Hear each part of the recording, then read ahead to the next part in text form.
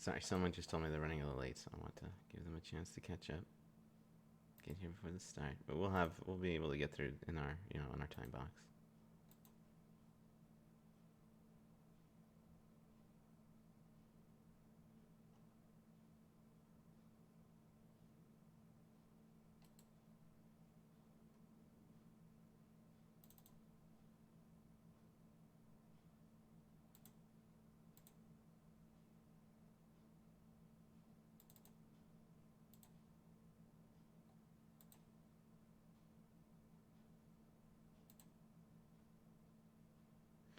All right, let's not wait. Let's just go into it. All right. So welcome everyone. My name is Oren. Can you guys hear me? Okay. Maybe mute your mic. Okay, perfect. Hey everybody, my name is Oren. I will just start jumping into this right now. So thank you guys so much for joining. I am one of the big people who is leading the Discord server, the PMP Discord server, which is linked in my description. You're all part of it. And I am doing what I think is what I've described as the PMP Final Check. So what is that? What is this? What are we talking about today? You should all be able to see my screen, and you can. Cool. You guys can see a PowerPoint, right? Yes. Okay, perfect. So let's do some quick disclaimers real quick before we jump into it. Don't worry, I'll mute your mic.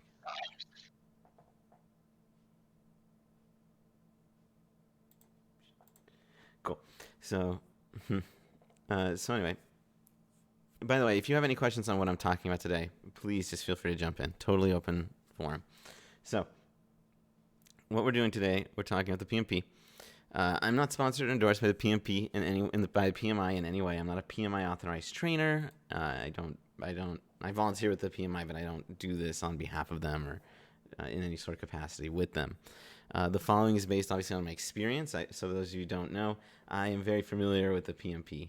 I've taken it multiple times. I'm not taking the PMP multiple times, but I took the CAPM twice, and I took the PMP once. And I passed it. So I passed the exam 3 times. I think I've interacted with the content more than any human being should reasonably do so, but definitely familiar with it. The purpose of this, just to make sure we're all on the same page, the purpose of this is for people who are on the later stages of PMP exam prep. If you aren't in the later stages of prep, you may find this to be overwhelming and fast-paced. I'm going to suggest on what I recommend you focus on. Keep in mind I only took the PMP once, and that means that I've only seen 180 questions, and the PMI claims that there's over 2,000 PMP questions. So obviously your experience can vary. Just for legal reasons, right? I'm not responsible if you fail or if you pass, for that matter, and this is for entertainment purposes only. In the program, this isn't a substitute for self-study. If you only listen to what I talk about here today, you're probably going to fail because the exam covers more than just what I'm talking about, but hopefully we'll be able to illuminate any areas that you can, that you don't know about. So let's jump right into it. So I'm going to do a little bit of a flex, just in case you don't believe me. This was me passing my CAPM back in 2018.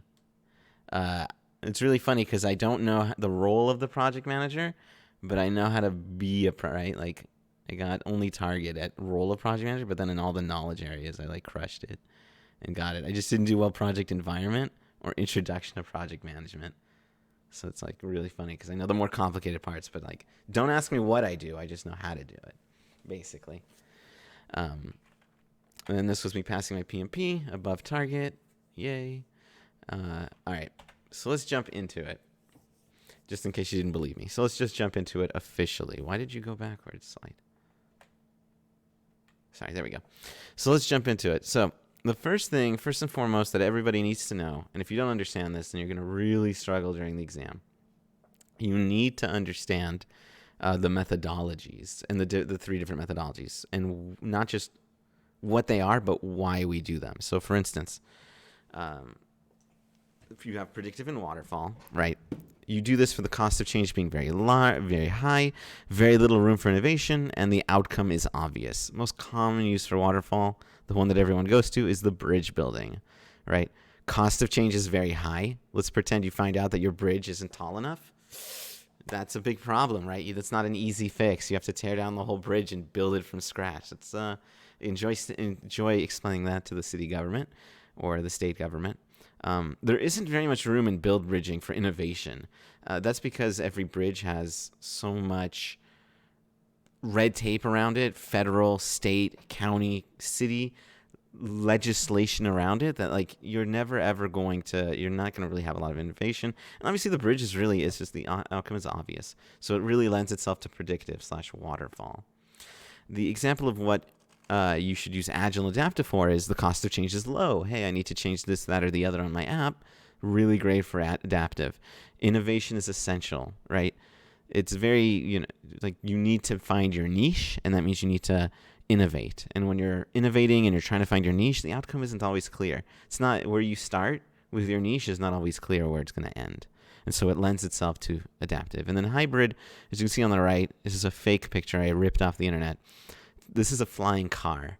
And it's a great example of hybrid because the car and the flying may have government regulation, but the software and the spreading of the vehicle, this could be a great adaptive project because there's not maybe a lot of legal legislation, and you're experimenting, obviously, right? There's a lot of experimentation with creating what's on the right. So understand these three methodologies, and then understand not just why, but how we use them. One of the most important things you have to learn to do is you have to identify what methodology you're dealing with on every single question. Sometimes the question will tell you directly, and it'll just say, hey, you're in an agile environment. Hey, you're in a hybrid environment. Hey, you're in a predictive environment, right? Sometimes you're going to have to guess the methodology, and then sometimes you're going to have to guess that you have to figure out the methodology, and then you're going to have to answer a follow-up question. Here's an example of that third one. You're a product owner, wants to add a new feature to the project. What do? Add it directly to the backlog, pass it to the change control board, get approval from the project sponsor, or all of the above? And the answer is A. How do you know it's A? How do you know you just add it directly to the backlog? Well, it's a product owner, and product owners only exist in agile environments. And that means that it has to be an agile environment. And if it's an agile environment, you never go to it. There's no change control board to go to. And you never go to the project sponsor for minor changes. So it would be to add it to the backlog. As you can see, we both deduced what environment we're in, but then we figured out how to respond to the question because we found a hint on how to do that. Is there any questions thus far?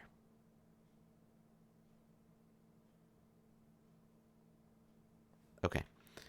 So the best way to understand the predictive and agile is to separate them into two completely separate methodologies and understand them from the ground up. A lot of the times, especially when they're going to say like, oh, here's integration for this and here's integration for that. I recommend just going through the entire process, all the way predictive, all the way agile, and then understand them completely separate as if the other one didn't exist. And we're going to do that for when we go over the prep today.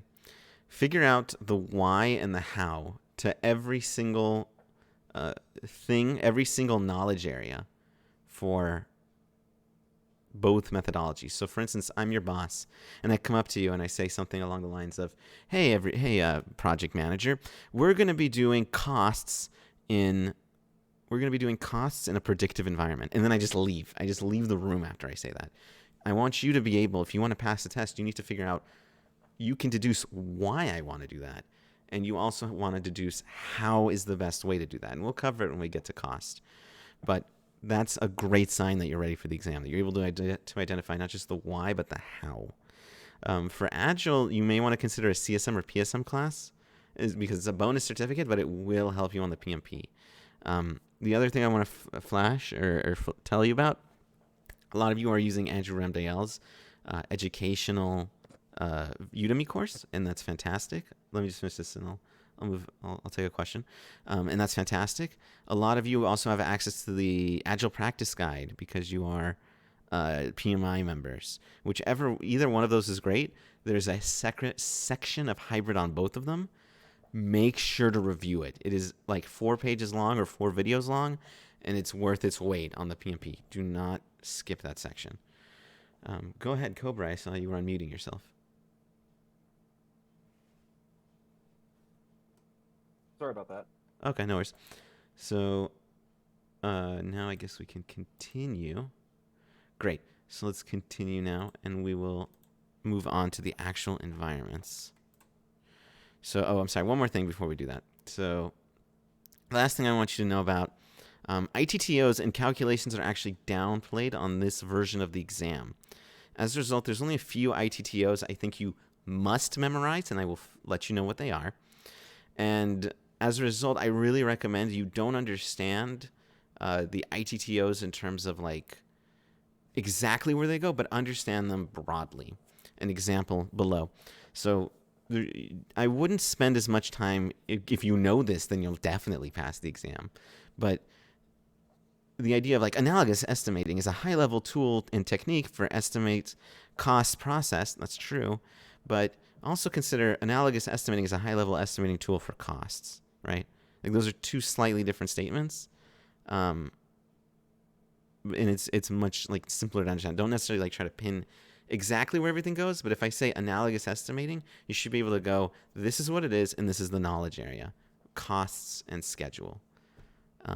That's it. You shouldn't necessarily need to know like exactly when and where.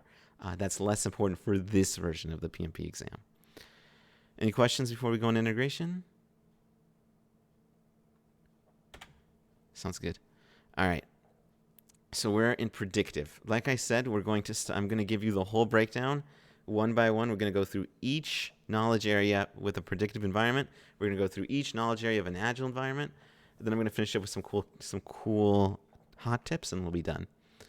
This might not take the full 2 hours. I just budgeted that much because I believe very firmly in going high in terms of your time commitment, but then cutting early as opposed to going over. Let's talk about integration. So the predictive integration specifically. So let's make sure we understand what integration is. Because if you don't know that, you're going to be in big trouble on the exam. Integration is the idea that when you're making a change to one knowledge area, it affects other knowledge areas. Example, we're in predictive. Let's talk about a bridge. You're planning your bridge, and you've already got your budget handled, but then you get a memo from the government. They've actually passed legislation recently, and it says very specifically that the bridge must now have high-quality cement. And you were just about to start your project, and they just threw this on you, man. Can you believe that? Well, how does this affect everything? Well, this is a change in quality. Number one, this is a change in scope because it changes your requirements. Number two, no, actually it doesn't. I take that back because your requirements it could be depending on how your requirements are written. But more obviously, this changes quality, right? This is a higher quality cement. This is a quality change. With quality changes, that comes probably with an increase in cost. And if you're going to increase, and by the way, if you've already got your vendors signed up, you're going to have to phone up your vendors and let them know of this change. Guess what? If they can't supply it, you have to go with a new vendor. Oh, nuts, right? Then I have to go and run to a new vendor. That vendor's going to get it to me, but it's going to be 2 weeks later. Did you notice we ran through quality. So a stakeholder changed the requirements. So it's stakeholder management, which caused a change to quality, which caused a change to cost, which caused a change to procurement, which caused a change to schedule. All those things change from one requirement change, and requirements are scope. So all of it, right? We went scope to all that stuff. That's integration. When one thing changes, how do other things change? So just understand that. Let's talk about change control. The biggest difference in integration, if I'm going too fast, please tell me I'm going too fast. Biggest change when it comes to integration, biggest difference between predictive and agile environments is that integration has a change control board. In agile, changes are sort of expected and they are welcomed and they are embraced, and it's just part of the process. In predictive, I don't want to say they're necessarily discouraged, but it's generally speaking, it's like something went wrong. You shouldn't have changes. They're inevitable, but they're like to be avoided, and there's something that's kind of, even dare I say, cause for concern. The other big difference is, as a result, Agile handles changes very quickly. Just like, okay, boom, change is done. Let's implement it. As long as we have the right, as long as one or two people, as long as we've kind of, we've crunched our numbers, which we'll get to. Predictive, on the other hand, has a change control board. You have to write up a change request, submit it to the board, and wait for their approval, and then do all the updates. It's a much more rigorous process. You need to get very specific approvals as opposed to casual members of your team in Agile. When it comes to deliverables, this is just a thought process, but if you don't know, the reason it's called waterfall is because it goes from one area to the next like a waterfall. And so what that means is the way it works is that you develop your work, then it goes to another completely separate team, is handed off to a separate team called the QA, and then it's handed to your customer. Development, QA, customer. Know that this second bullet isn't as important, but knowing that process is important. Deliverables, verified deliverables, validated deliverables, right?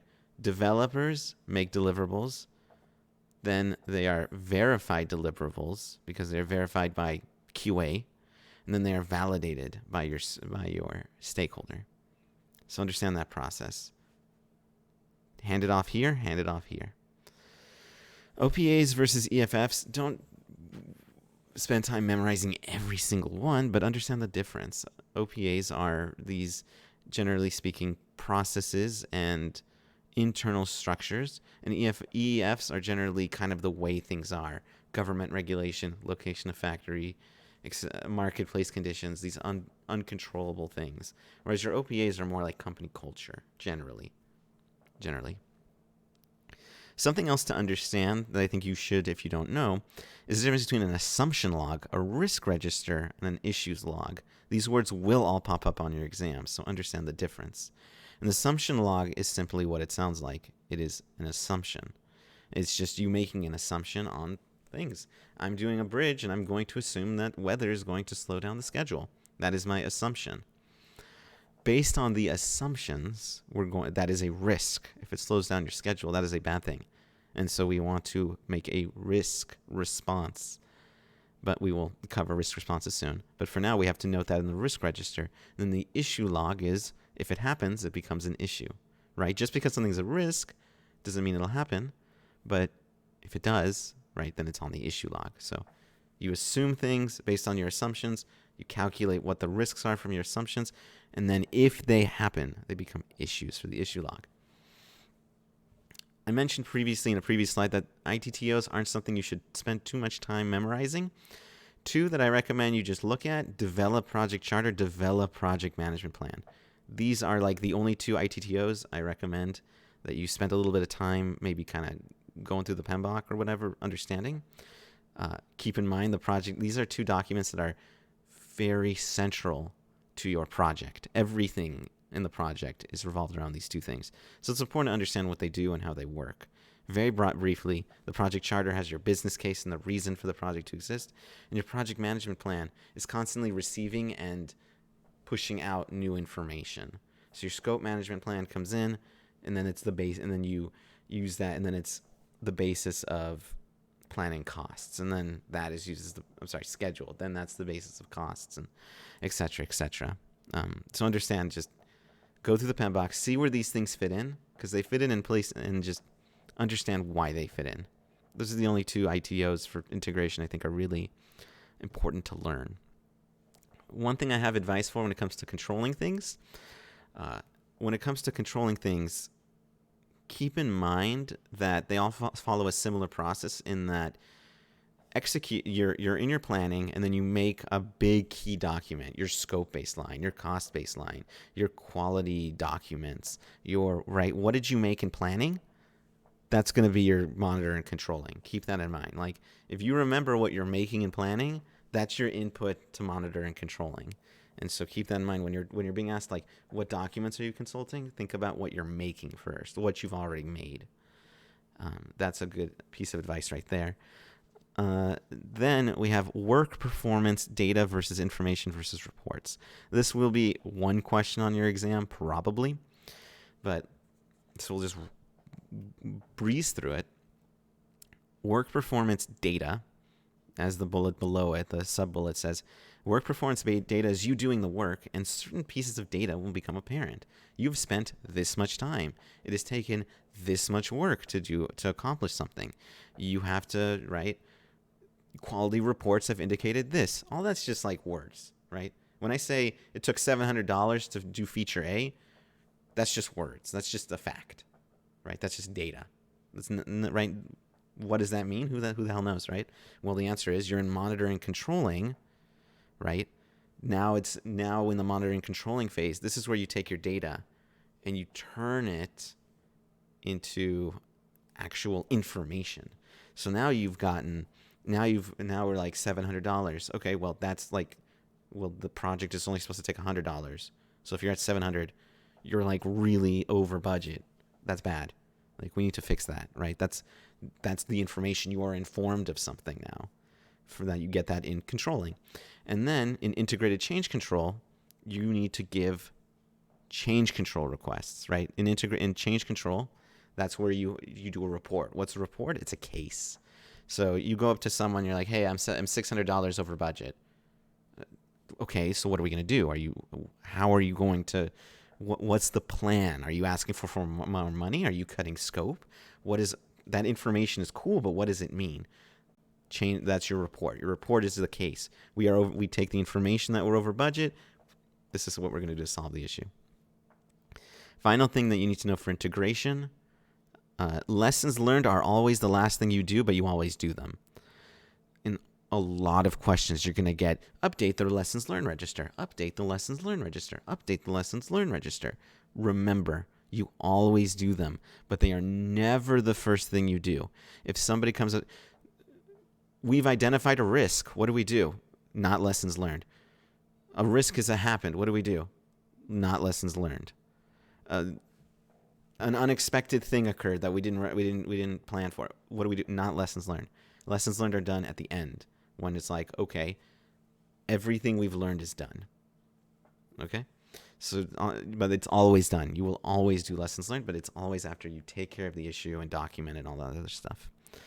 This is definitely the most meaty slide. So if you're still hanging in there, congratulations. It should be relatively downhill from here. Does anyone have anything they want to ask about integration? Going once, going twice. Let's move on to scope. Also, while I'm talking, if you guys could do me a solid and just let me know if this is like at the end, just like if you're taking notes, just let me know if any of this is helpful and specifically what, just so I can improve this. This is the first time doing this presentation, so I want to iterate on it, which we'll talk about during Hatchel. So scope is a bit simpler. Scope in predictive is all done up front. Every square inch, everything should be planned out. Who's talking to who, who's doing what are everything is done up front. Requirements, just a fun fact, are discovered in scope management and are a part of scope management. So just keep that in mind. The big thing that you'll notice here, and I'm pretty sure you'll get a question on it. I'm pretty sure they're going to ask you some question about work breakdown structure.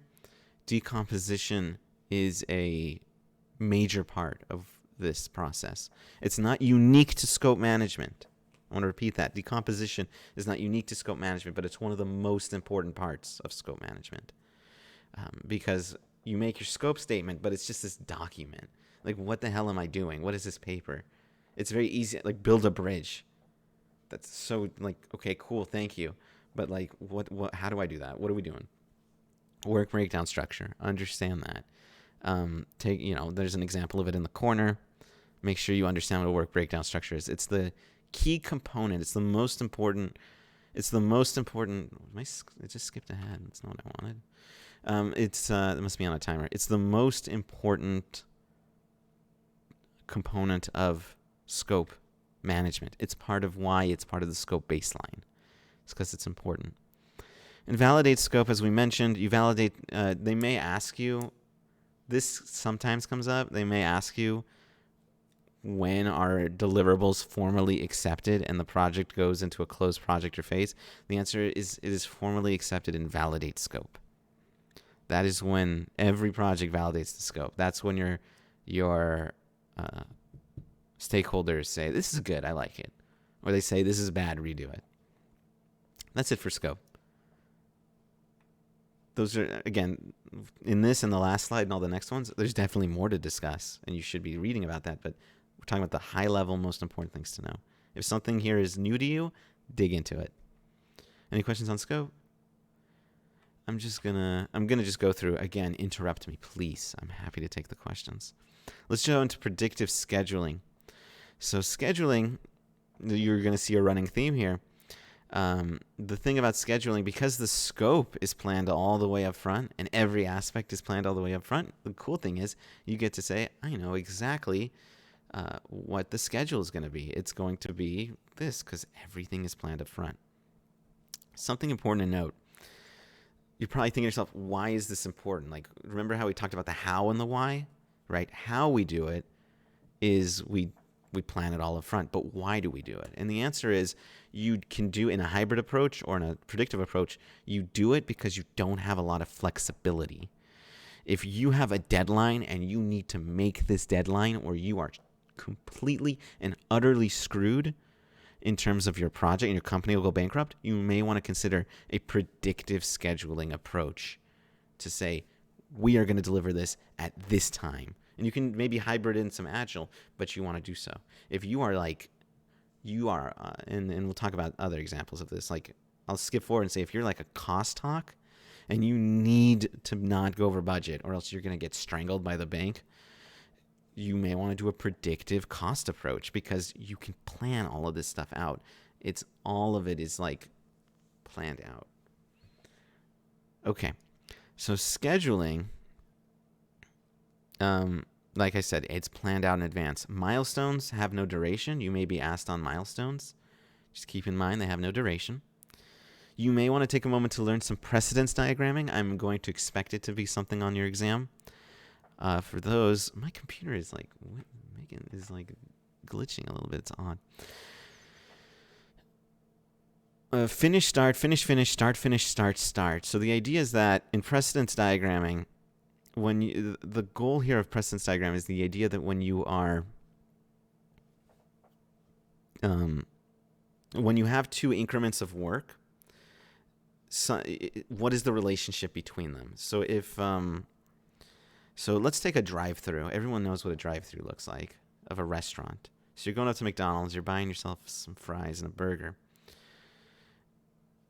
This is a very, very simple finish to start structure, because until they finish taking your order and you've paid for it, they can't. The other side of the other window can't start working on your food.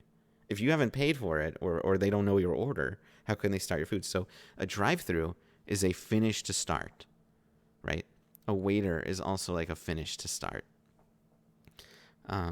That's an example of finish to start. There's a lot of other. I'm trying to think of like a good start to finish, right? Like if I'm building a house, I can't build the roof. I can't install the roof until the walls are up. Right? That's pretty simple, right? That's a finish to start. Yeah, that's a finish to start. Example. I'm trying to think of other ones, but those are, yeah, I'm blanking, sorry, but just understand what that means. Start to finish is like very rare. It's never done, but just think of an example of each one. I'm sorry that I can't think of one right now.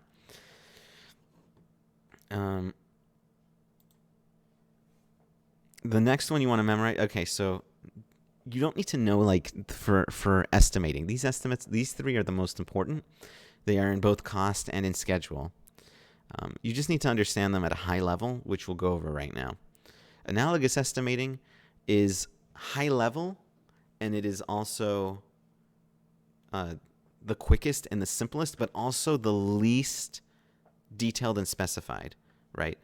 Analogous is when you're just looking at it like a high level and you go like, oh, it costs this team like $200 to do this, so it should cost this $200, right? Like super, like just straight up simple. Parametric, right? And so that's why it's analogous, because it's just what is analogous to it, right?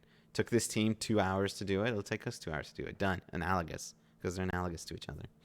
Parametric estimating is more of a it's a more of a bottom up way of doing it, where you're like detailing systematically which is the right way to do it. Like, okay, team A to do this work, little tiny increment of work, right?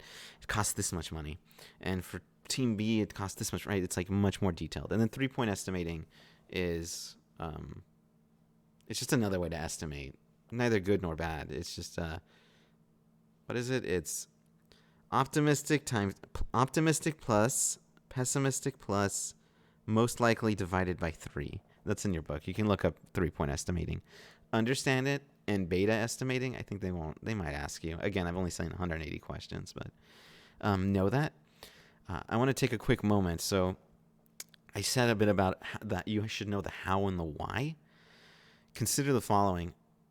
In a predictive approach where you're like really a hawk and you need to keep to a schedule, you may want to consider parametric estimating because you want to have a lot of detail because you know what you're doing and you're trying to control for something.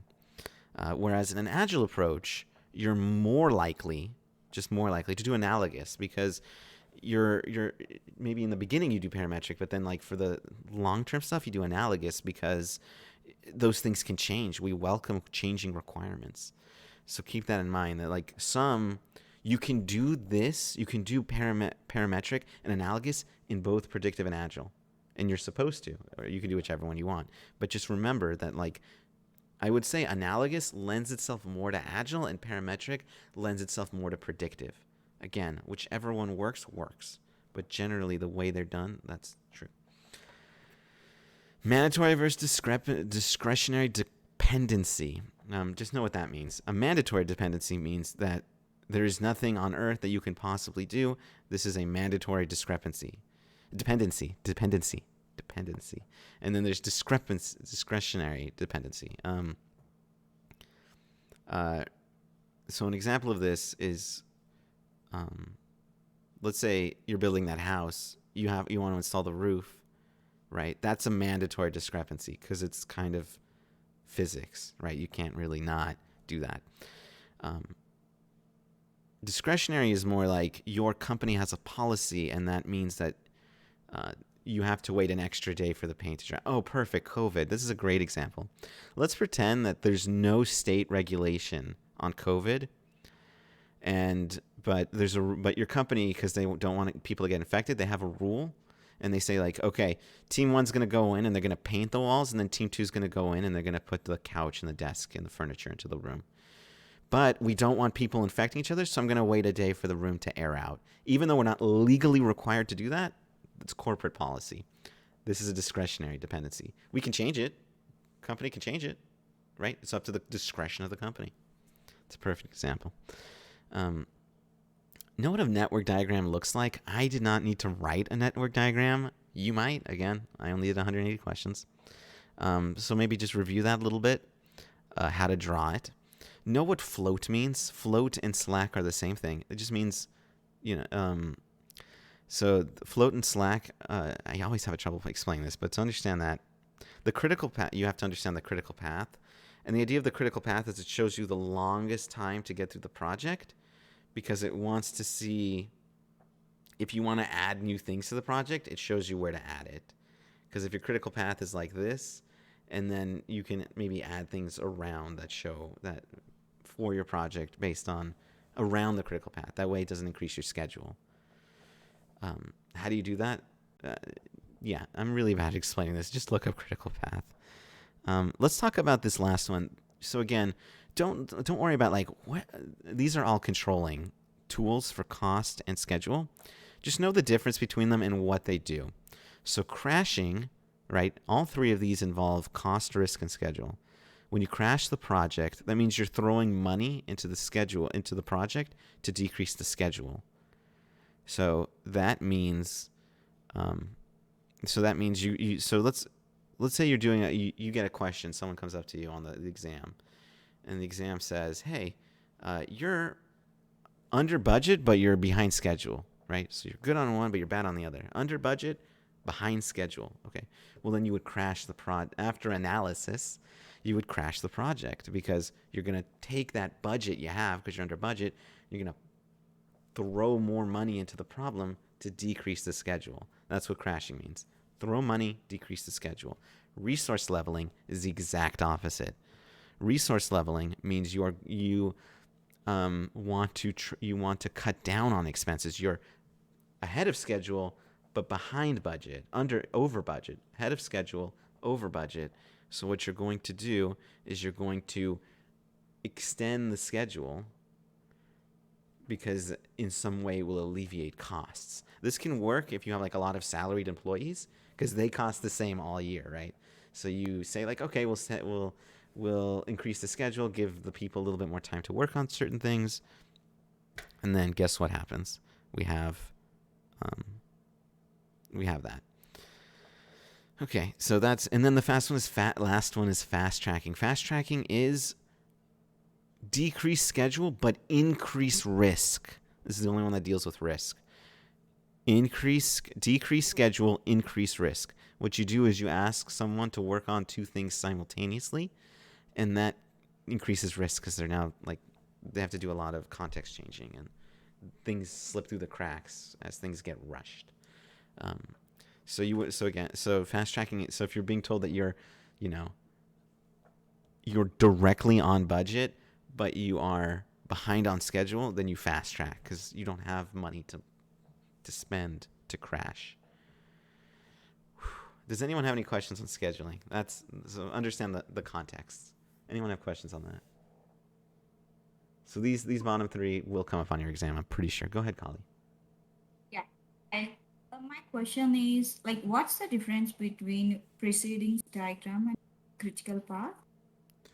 No, it's the same. Sometimes Yeah, a precedence diagram is I'm pretty sure precedence diagram is a network diagram. the critical path, it doesn't include critical path method doesn't include any diagrams representation. It does the network diagram. I think precedence diagramming, I'm pretty sure precedence diagram just shows you what take precedence over another. I think it's the same as a network diagram. I can look if they're the same. But here, let's look it up. Precedence diagram. Just look it up real quick. Yes, it's the same thing. Cool, perfect. So yeah. So it is a synonym. Because when I was doing some marks, I remember there was some question saying that like in the options we are having both the options, the critical path method and the precedings diagram method.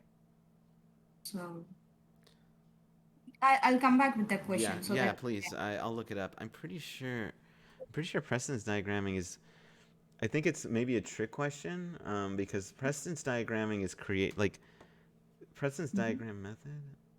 Maybe I'm getting confused. Yeah, let's look at the question, and I can review. I could be wrong, but yeah, my yes. understanding is that a precedence diagram is a network diagram. But we'll continue. Anyone else have any questions on this?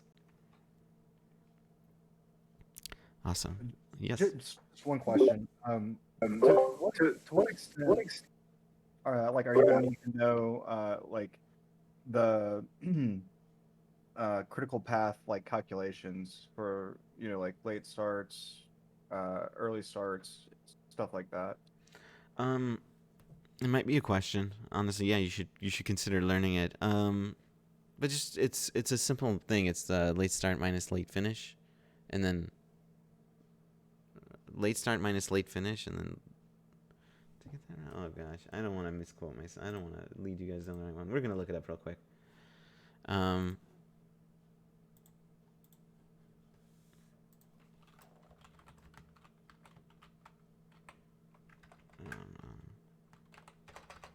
What is it called? So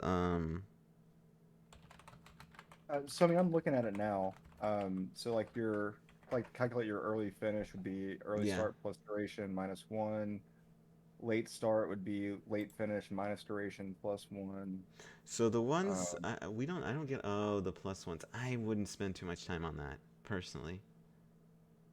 Then like the calculations like for float. Know how to calculate float. I would do that. I don't think you should spend too much time on a network diagram. And the reason you should understand it because there might be questions, but my advice is that it might take It's one of those time-consuming questions. I wouldn't do it. I mean, you can. Again, I take no responsibility, but I think that there's a lot less calculations. I didn't get anything. I didn't hear a lot about them, but I wouldn't. But you may want to do so to be safe. Okay, yeah, no problem. All right. Any other questions on schedule? Let's see if we can get through the rest of this. Let's jump into cost. So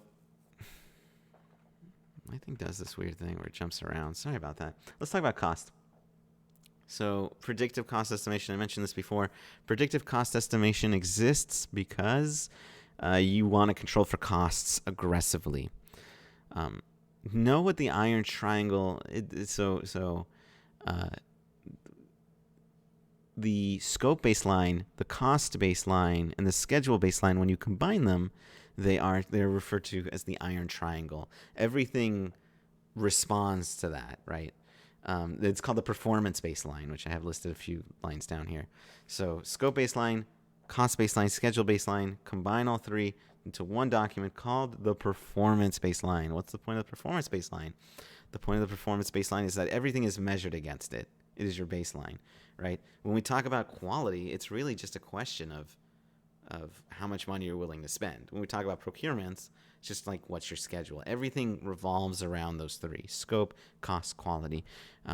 Every change you make in other parts of the project impact these three things.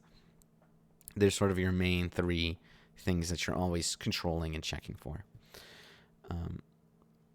Know that these three, the analogous, parametric, 3-point estimating, these are all also in cost and are more commonly used in cost. So just, again, works in both. And keeps skipping on its own, I swear. What else was gonna? Okay, so there's only a few equations that I'm like, oh yeah, you should memorize for sure. Like you brought up a few on like network diagramming and float, and like float, I would recommend. But this one, okay, CV, SV, SPI, CPI. Excuse me. We'll change that real quick. CPI are all the very important. Where's the? Are the most important formulas in my opinion. So understand how to calculate all four of these and also understand what it means. When your CPI is over 1, what does that mean? It means you're over cost. You sure about that? Under cost? There you go. You want your CPI and your SPI, you want them to be positive, right? Yes. Yes. You want your SPI and your CPI to be positive. Over 1 means under budget or under costs. Under budget and ahead of schedule. And under 1 is bad. And if they're 1, that means you're exact. Because it's EV divided by AC. So yes. So over 1 is good. Under 1 is bad. Definitely. Now we're going to go, so have an understanding of the other cost formulas. I wouldn't spend too much time like memorizing them, but you can. Again, this is my advice. Your mileage can vary, right? But this is what I think is more important.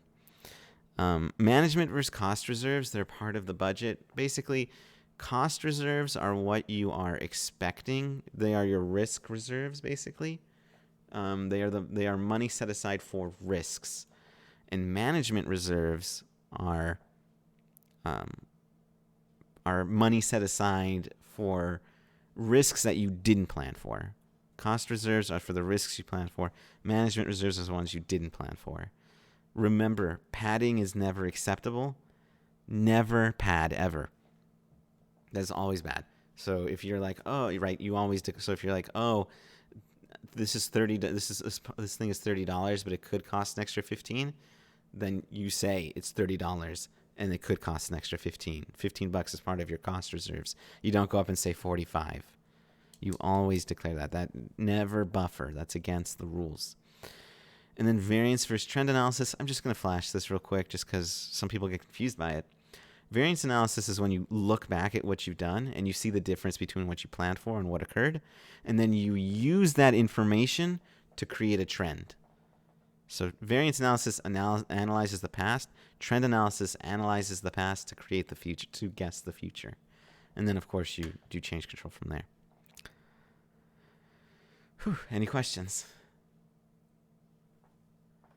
Okay, just one Yes, more. please. For the management and cost reserves versus cost reserves, isn't it a difference too where your cost reserves are in your cost baseline, but your management reserves are not? Yeah, so I think you're correct. Yes, so your cost reserves are in your baseline, and then your management reserves are in your budget. I think you're correct on that.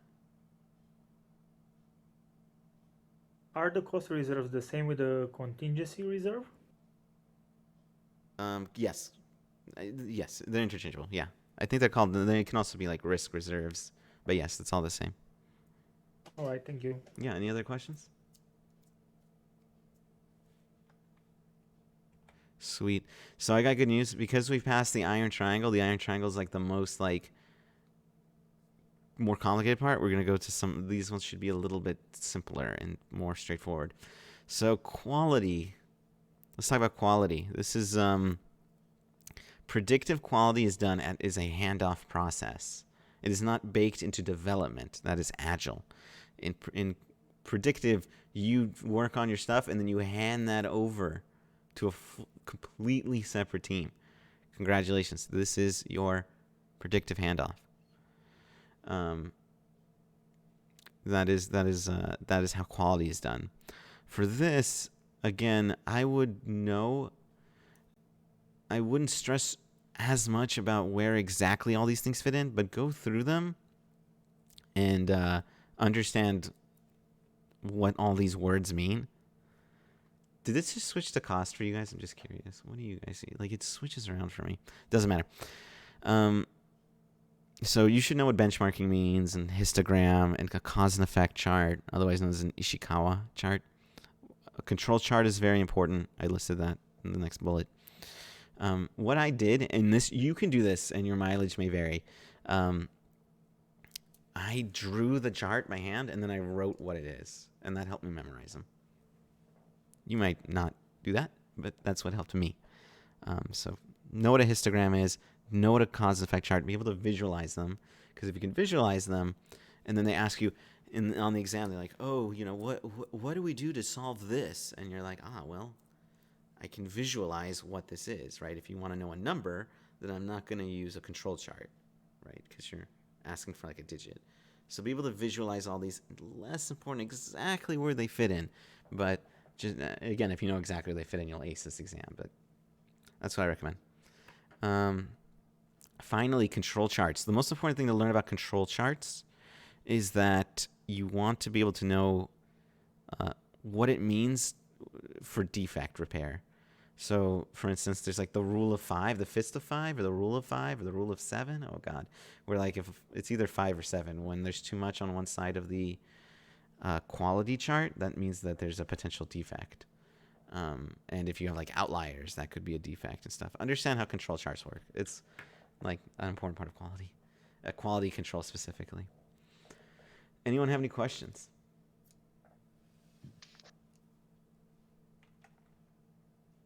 All right. Let's jump into resources. Okay, so here's your super good hint. Okay, this is worth it. What I'm about to tell you is worth its weight in gold. Resources are the secretly. Quality is not. Quality is a little bit, I think, downplayed. Resources are secretly like the most important part of the exam. Like, you will get a lot of resource questions, and it makes sense because and stakeholder questions. And it makes sense because a lot of project management is working with your team. Am I right? So understand this. I got a ton of resource questions. How does it work with resources? Your team is more process oriented and there's a lot more handoff. You also, there's not really a lot of, there's more handoff is basically the big key of predictive resources. Something that you want to know, this is important. So as of late, the PMP has talked a lot about diversity of inclusion and emotional intelligence. And so what that means, and this will be talked about a little bit more in communication, is that you want to be aware of like the potential biases that you have, and you also want to make sure that when you're like talking to people that they don't that you don't say something offensive or that could make people feel like not inclusive. Having a diverse team is really good, and you want to like capitalize on that, and you also want to make sure that everyone's feeling very comfortable. So like my ex-boss at one of my first jobs was like a king at the exact opposite of this. We would interview people together, and he would say the dumbest things imaginable. So we needed this guy to join our team, and he was obese. And so my boss, so we were interviewing him, and my boss, in order to try and get him to come, he thought it would be smart to remind this guy like 8 times over the course of the interview that like a gym was included in the benefits package. And it's like, dude, oh no, right? He's the worst. And like I remember that was like there was like so many bad moments where like he asked a one-armed like army veteran if he could type, like also really bad. And my personal favorite, we were interviewing with a Korean woman, and he just goes up to her and goes, "Konnichiwa," which if you're not sure why that's funny is because Konnichiwa is Japanese. And it's just so, I remember it was funny because like her face, she had this big smile when she entered, and as soon as he said that, she was... Anyway, none of them accepted the offer. It's no shock. Yeah. So, but the other thing, there's also like more, like telling women to smile more is also like one of those. There's a lot of different examples of it, but just like learn a little bit about diversity and emotional intelligence. It's in the guides, and, you know, be accommodating to needs is something you should know. Resource calendar versus resource breakdown structure. Just know the difference between these things. Resource calendar explains to you when people are available. Resource breakdown structure means how these resources can be used. That's it. Other thing to handle. Okay, so then handling conflict. This is a big one. Know this one. There's a lot of big ones in resources. Like I said, secretly, a lot. Withdraw, smooth, compromise, force, and collaborate. When you're having an issue, you have to know when to use all of these. And you also need to know when to define them, right? So there'll be both ends where they're like, what would you use? And then what did this project manager use in this scenario? So be able to understand not just what they are, but when the best time to use them are. This is really important. One other thing you should consider, know when to intervene. This is a big one. So you're walking in, you're going into a conference room, and you notice the 2 developers are having a heated conversation. It's respectful, but it's heated. What do you do? And the answer is you just leave them. Okay, if they're being respectful, it's okay if it gets a little bit warm. If they're being respectful, let's let them do it, right? Leave them to themselves if you can. However, right, this issue has lasted several weeks. They seem to not be able to get an agreement. They are straight up screaming at each other, and it's getting really, really heated, like really toxic. Now it's time to get involved. Now it's time to do these things. That's not the same as handling that's when you would handle conflict. So just remember that, right? Know you kind of when to get into it. Tuckman's ladder: forming, storming, norming, performing, adjourning. Know what these are. Know what they mean. They will be questions, I promise you. These are just the states that your team can be in. Know these.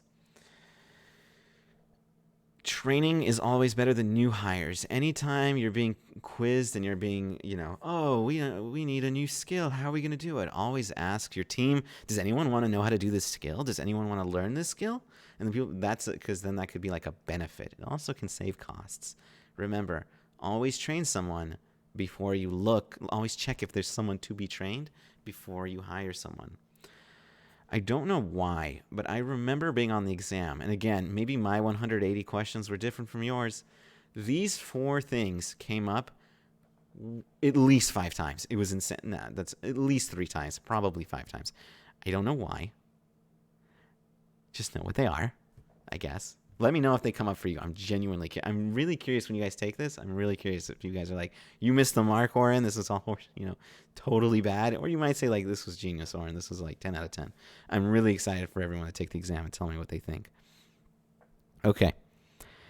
The 4 other things you should learn. Theory X is, these are all management. These first 2 are ways to view your team.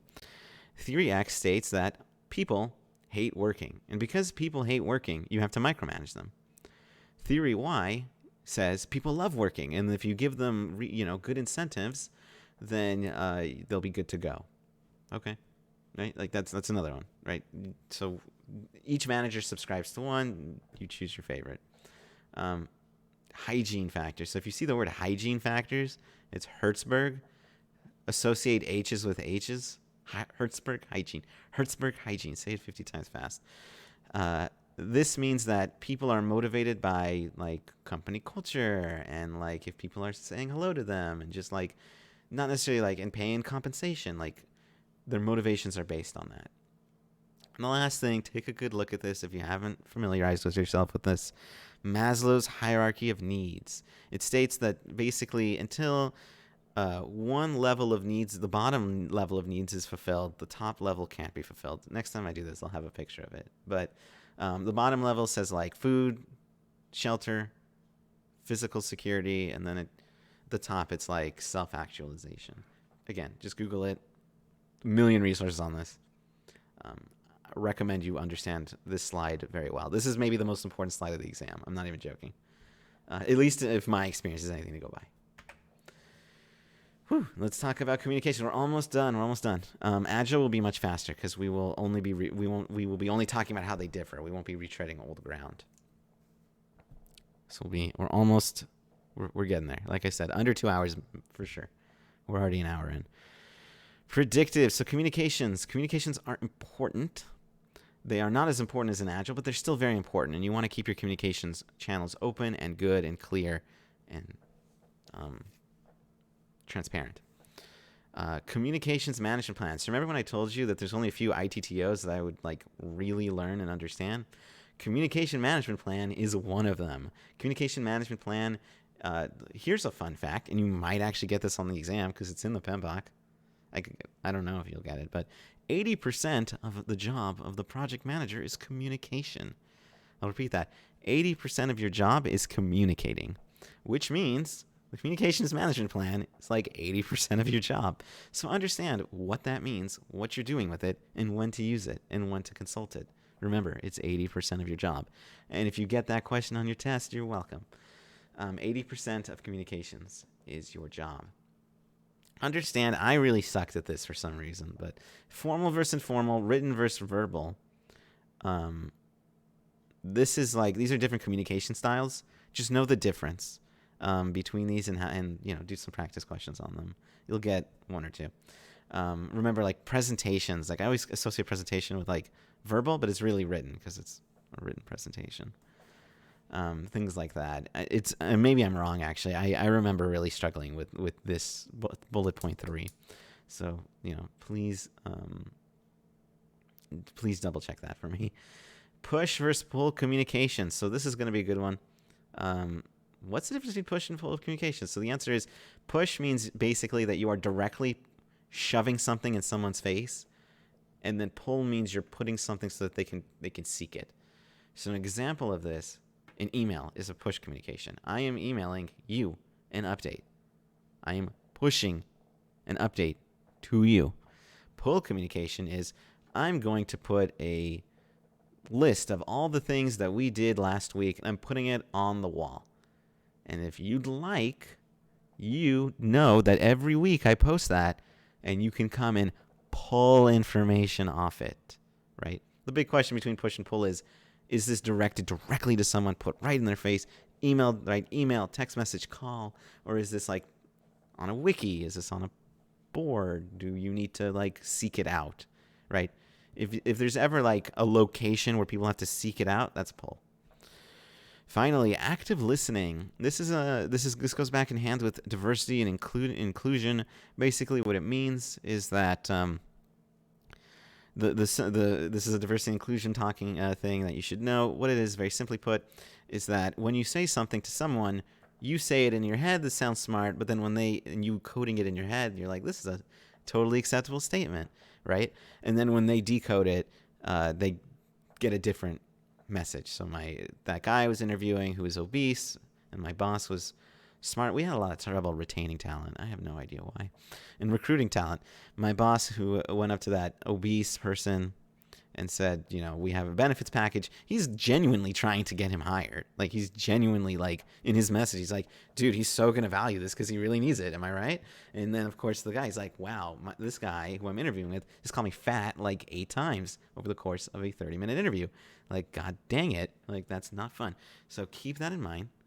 That's coding and encoding. And, yeah, and that's it's the message is noise just means, like, if people are talking, it's just to be cognizant of the noise, right? In that, like,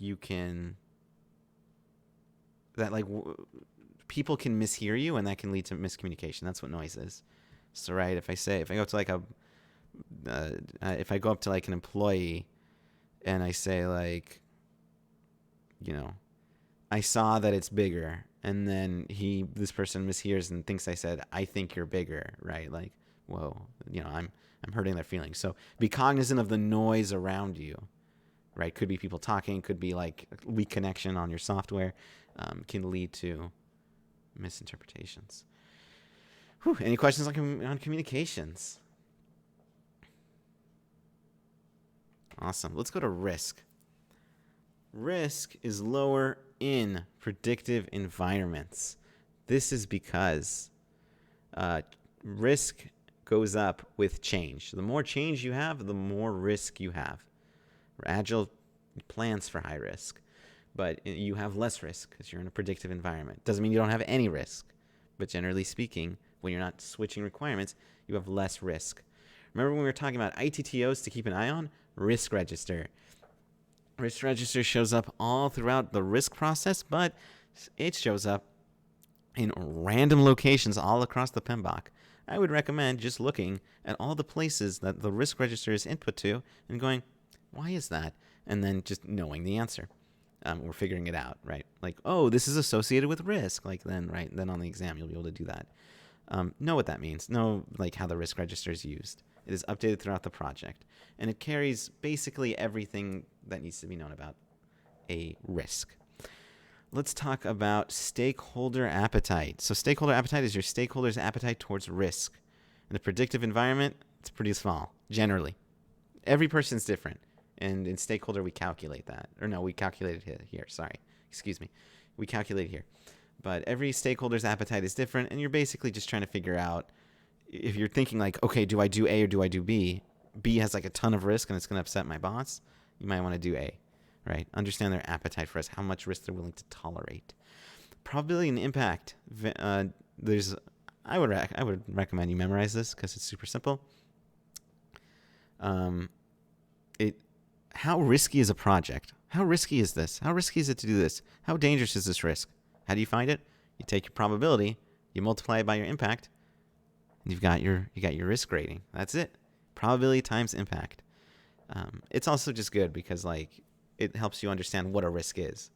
A risk is probability and impact, and so you just calculate it. Let's talk more about risks. Risk owner. This is a good one. So risk owner means that you are putting someone, you've identified a risk that's in your risk register, and now you're telling someone you're in charge of planning the risk and implementing the risk response. So full ownership is on them. And you can't actually step on their toes. Here's a great question that I got on my exam that I know I answered correctly. You're doing a project and you're in Portland, Oregon, and the work is being done in Boston, Massachusetts. And you've got a guy on point in Boston, Massachusetts, and something happened, and like the risk went off. And you're like, okay, the risk went off. My risk owner who's in Boston, Massachusetts, my point of contact, he's the risk owner. But it's been like 3 hours and he hasn't implemented the risk yet. What the hell? What is going on? What do I do? Do I just do it right now? Should I just implement the risk right now? And the answer is no. You don't implement the risk response? No. The risk owner is in charge of implementation, and they're on the field. They're on the ground. They know what's going on. They're the ones who will tell you They will be the ones to make the decision. And so you have to trust that if they haven't implemented the risk response yet, there's a good reason. And so you don't just implement like that's their responsibility. They are an owner in every sense of the word. Broadly, I would recommend the difference between quantitative and qualitative risk is a cool. It's good to know the difference between these two things. Quantify. Sorry, I always mix them up. Qualify. So I mixed them up. They're backwards here. So qualify means that what you're doing qualify risks is you're trying to make sure that like, is this a risk that we should actually like pursue? Because like, okay, there's a 10% chance I'm gonna lose this pen. Whoa, like, all right, well I'll list it in the risk, but then like I'm gonna qualify this risk. It's not a good, like, who cares, right? It's a pen. Whoa, right? Quantify the risk. Okay, now that's where you like now that you've figured out like, okay, this is a big risk, this is a small risk, let's quantify them directly so that we can create our responses. Know the difference. Understand how to deal with opportunities and risks. So I forgot to write it down, but there's, share for opportunities, share, exploit, all these different things. And then, target or something. I don't remember. That's not one. But go through, I'm sorry, I'll list them out for the next time I do this presentation. Go through, know the different ways to exploit and avoid a risk. Know the different ways to how to respond to opportunities and risks. It's very important, and it is, I know exploit is one of them. It's just, you're going to want to know it. That bullet point is redundant. And then the final one. So this is the last thing to know. Risk and cost of change at the very start of your project in both predictive and agile. Your risk is at the highest and your cost of change is at the lowest. You've just begun work, right? Because you haven't done anything, so cost of change is 0. But there's so many places to make an error because you've just started. Your risk is high. Then, like 25% of the way through the project, right? Now your risk is 25% because you're invested in, right? The risk is 75% because, right, you're going through the project. There's less room for error because you've already done part of it. And the cost of change is increased, right? Because you've done work. You actually have to pay to change it, right? And then at the end of the project, your risk is at 0 because you're doing no work. And your cost of change is like at its highest because you've already done everything. And so if you want to change something, you're going to have to change everything.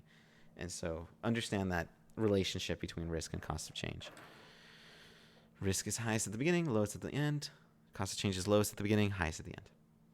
Any questions on risk? Oops. All right. Now we're in procurement. Okay, procurement is, there's not much to say. There's very little difference between them. This is going to be a fast slide. Very little difference between them. The only thing that you need to note is that agile procurement contracts are generally more flexible. They're built to be more flexible because the requirements change. Procurement is generally just like, there you go, do this. Know what a make or buy analysis is. Good news, it's really simple to understand. It's literally you trying to figure out whether it's cheaper to make or buy this product. So you're going to see this chart below, and anyone who's covered the procurements chapter has probably familiarized themselves that, like, there's not just these 4 contracts. There's the subcontracts of the subcontracts of the subcontracts, right? Nah, that's too much. But each one of these has a subcontract. So, like, there's fixed cost, but it's like fixed plus incentive, fixed plus market, fixed plus that, fixed plus. Step 1, understand these from the top level, and then the other ones will make sense. But if you're running short on time, just understand them from the top level. Because, like, fixed plus incentive, like, it makes sense. The most important thing is to just memorize this chart, basically. Right? Risk is fixed cost. Risk is with the seller. Time and materials. Risk is for the buyer.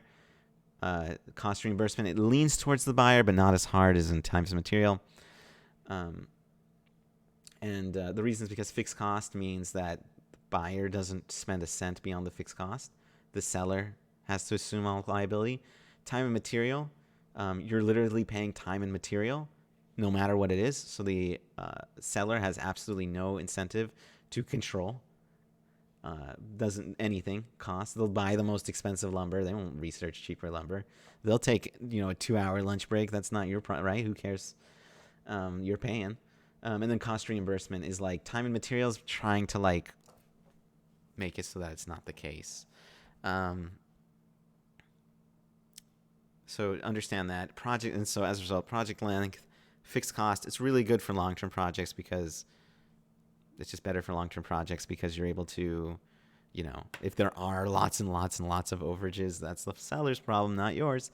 Time and material, because time and material is just like, dude, I am over budget, and I'm under budget, I'm behind schedule, just get it done, right? And it's a short project, time and materials done. Cost reimbursement, again, good for long projects. It's very good. Last one is a purchase order. Very simple. Purchase order is anything you can buy at Walmart, Target, or any other store, right? You need Microsoft Office, purchase order. You need a brand new laptop, purchase order. You need pictures. You need pictures of camels, purchase order. Bidder conference. So bidder conference comes into play with ethics. Ethics are important. What a bidder conference is that you're going to be making a lot, and we're going to be covering this again in ethics a little later. What a bidder conference is that all of your potential vendors show up and they all basically bid on the contract that you're offering. This is really good because you're going to be making the decision, and if you're doing it in front of everyone, there's no question of whether or not you are engaging in a conflict of interest. And we're going to get to that a little bit more.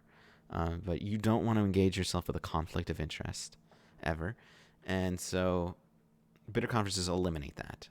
It's a great place for everyone to ask questions, and it has a level playing field. That's why you do them. There's also something called a source selection criteria. It's the simple, right? This one's like, it's literally just that. It's like, what is your source selection criteria? You give the people at the bidder conference your source selection criteria, and then they all bid for your contract. Anything for procurements? We're almost done with predictive. Agile will be quick, I promise. Here we are. We're at the last one. We're at stakeholder. So less interaction with your stakeholders, less checking in with them. Everybody, right? Like, you obviously got to change.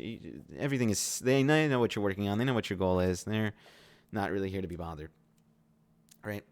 Remember this. Identify stakeholders is an initiation, but it is a special one because it is done at any time during the project. You're doing a project. Halfway through it, your boss gets fired. You got a new boss now. Guess what happened? Your stakeholder register has just lost one person and gained a new person. And these people are different because they have different risk appetites. They may have different requirements. They may manage differently. They may want to manage your team differently. They may want communications differently. It is done at different times. Keep that in mind. It's done anytime throughout the project. Even though it's an initiating, it's done anytime during the project. You want to know how your stakeholder impacts. So the next bullet point, power interest, power influence, impact influence. Review these grids. Understand how they work, right? You want to understand how this is the most important part of stakeholder engagement, is to just know how your stakeholders are going to impact your project. Pretty straightforward. And then just take a moment to read these. I was going to do it myself, but I feel like this is already getting long enough. Final thing to consider, communication, stakeholder, they work together. Know the difference, right? So your stakeholder has thank you for that. The stakeholder has, your stakeholder has like requirements, and they have like their influence levels, and they have their interest levels, and they have all these sort of things. But they, and then based on that, you communicate with them based on the communication management plan. So just get the difference between them if that doesn't make sense.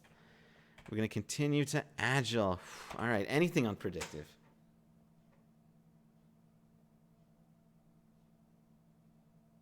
All right, I'm glad that made sense. Did you guys fall asleep yet? Okay. Not yet. All right. Agile will be quicker because we're just going to retread old grounds. So let's jump into it. So now we're Agile integration. I'm going to change up these slides, but all these things still basically apply, but I'm just going to tell you the difference between them. And then, so in predictive, like we mentioned, the big difference here in Agile is that integration is done with every work increment. Integration is done at a much more micro level. It is done just, it's done, so you have this, you plan and you start working on this potentially shippable increment, and now you are doing every 2 weeks you're doing this integration as you're like, okay, our scope changed and our costs are therefore changing. And it's done a lot more frequently. It's done a lot more often because changes are a lot more common. And that's basically the big thing. So you're in a project and things start to change, and you're integrating like this and like that, and like as things happen, right? Remember, integration, the most important thing is change control, and there's a lot of changes. There's a lot of controlling that needs to be done in Agile, right? I know that a lot of people associate Agile with like, just do whatever the hell you want, right? Like, forget documentation, right? That's how you go over budget and over schedule. It's just like, let's do it, right? You make a change, and you're making lots of changes, but understand the implication, right? Get it, right? Get your paperwork done. Make sure this is all documented. You don't want people to be like, right? Like, your stakeholders are going to come to you like, you made what changes? You don't want to be in that situation. So understand that you're constantly integrating. I should back up a second, maybe explain how Agile works. So let's make it simple. So I'm building a website where you can buy shoes. In a predictive approach, it's the way that everyone's familiar with. We just design the site and then I show it to you and you just tell me if it's good or not. Agile is I'm going to design it component by component by component by component, and then you're going to tell me each component if it's good or not. So I'm going to design the add to cart feature, and you're going to tell me if it's good or not, right? The stakeholder's going to tell me if it's good or not, right? If it's good, we continue to a different thing. If it's not, we iterate on it until it's to the stakeholder's requirements.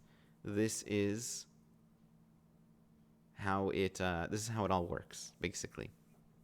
And so when you're integrating, now that you know that, so I've made for you the add to shopping button. You've said it looks ugly and that you need it redesigned completely because it's absolute dog water. It's garbage. And so now what I'm going to do is now I'm going to be integrating because it's like, okay, I have new requirements because he said it sucked. And because I have new requirements, that means I might have to extend my schedule. I might need to do it right. So you're constantly, as you're showing things to your stakeholders and interacting with your stakeholders, you're integrating their feedback, both into the requirements, but then into all the other fields that need to be incremented.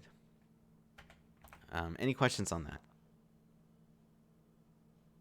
Cool. Let's do scope. So scope is, as they say in the Agile Manifesto, we welcome changing requirements for the customer's competitive advantage. What that means is that, basically, I missed one thing. Sorry. I want to tell you one more thing about integration. I'm so sorry. Keep in mind, no change control board. The team makes the decision, but they still communicate with stakeholders, their decisions, and the stakeholders may push back. But there's no change control board, especially when the scope is handled by the product owner. The product owner only exists in Agile environments, and they are solely and singularly responsible for talking to stakeholders and getting their requirements approved. That is the role of that's the scope role of the stakeholder. Keep in mind, scope creep doesn't exist, right? But not everything gets approved. Okay, so if I have like a cool idea and the product owner approves because he's shown it to the stakeholders and they like it, right? That's not scope creep, right? But it's not just like, hey, PO, let's just add $100,000 feature to this thing. Let's do it. Done, right? There's no scope creep, right? We're constantly thinking about how to impress the customer. We're constantly changing our requirements and our scope to better fit the market needs of the customer. But we're also doing so like intelligently. We're also doing so with the interest of, maintaining the scope.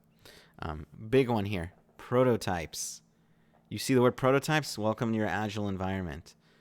The reason for this is because, like I said, instead of building out the cart, how about we show them a prototype of the cart that takes us a day, and then they tell us it looks like garbage. Isn't that so much better than building it out completely? So prototypes, you see prototypes, you're in an agile environment, basically always.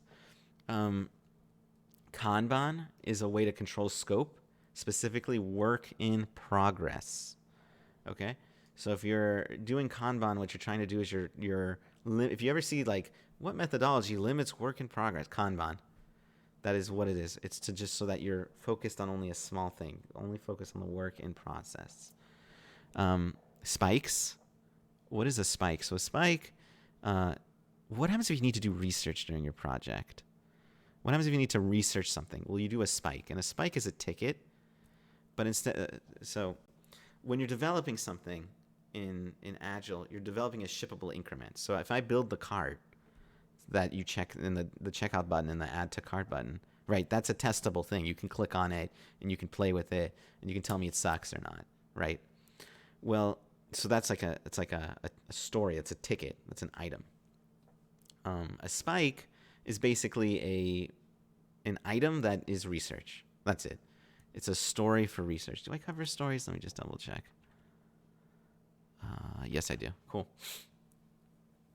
We'll talk about a story later, but a spike is essentially it is a research. If you see spike, think research. I'm conducting research. I think that is it for this slide. Any questions on scope? Is all this making sense? I feel like I'm rushing a little bit because we've been here an hour and a half.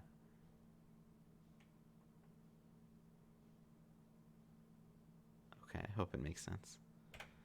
I'm going to post this video so you can revisit it if your brains are shutting off, which I understand. It's a lot. I should find a way to make this simpler. So in scheduling, we schedule we plan heavily up front in Agile, right? Planning is like in predictive, everything is planned. In Agile, only the first 2 sprints are planned, and then we start going. Everything else is like a nebulous image. We have a general idea of where we're going for the rest of it, but we start in the immediate future and we develop as we go. That's it. So that's the big difference. Predictive, do it all up front. Agile, only the first 2 sprints, and then we develop as we go. Cost, same thing. Like I said, this is gonna be fun. This is gonna be faster. Costs are done up front, very much so, but are generally speaking, they are more loose estimates as you go on, because, like I said, we're just developing as we go. We don't know like the cost yet, right? We're developing the scope, so we don't really know what the cost of that scope is yet. So quality, there's one difference between quality and predictive and agile. And that change is that in predictive, you develop everything and then you hand it to the QA team when it's done. It's literally like 99% of the work is done. Literally 99%, like all of it. It's handed to QA. If they say good, it's done. That's it. Like everything is done and then handed to QA. And then in Agile, when I make my shopping cart, it's QA'd. It gets QA'd. So QA is actually, instead of team 1 developing, team 2 is QAing. Instead, QA is integrated into the team. And so before I present it to my stakeholder is QA'd. So we are developing it, we're QAing it, we are presenting it. That is how quality works. That's the big difference.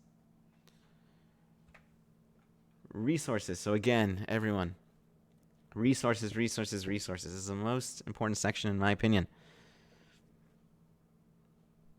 The only big difference here is that number 1, your team needs to be cross-functional. What does that mean? Cross-functional means that your team is capable of doing everything necessary to complete the work.